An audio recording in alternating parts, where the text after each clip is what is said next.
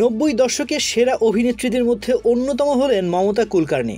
একসময় তার উষ্ণ আবেদনে থরহরি ছিল বলিউড। তারপর হঠাৎই হারিয়ে গেলেন পর্দা থেকে। পর্দায় সাহসী পোশাক থেকে সাহসী দৃশ্যে লাস্যময়ী মমতা ছিলেন নজরকাড়া। এক সাক্ষাৎকারে মমতা দাবি করেছেন, অতীতে তাকে যে অর্ধনগ্ন অবস্থায় দেখা গিয়েছিল তার কারণ তিনি সচেতন ছিলেন না।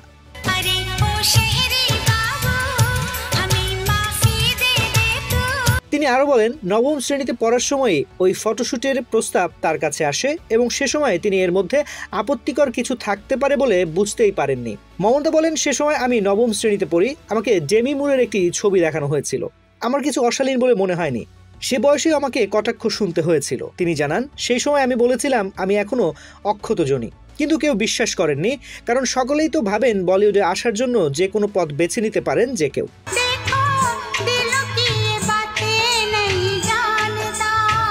মমতা আরো বলেন, হয়তো অর্থের জন্য অনেকেই এমন ভুল পথ বেছে নেবে, কিন্তু আমার ক্ষেত্রে তা হয়নি, কারণ আমার বাবা প্রতিষ্ঠিত ছিলেন। তার দাবি তিনি যৌনতা সম্পর্কে অবগতই ছিলেন না। তিনি বলেন, আমি সে সময় যৌনতা সম্পর্কে কিছুই জানতাম না, নগ্নতার রূপ সম্পর্কেও অবগত ছিলাম না, তাই বুঝতে পারিনি এটা অশালীন।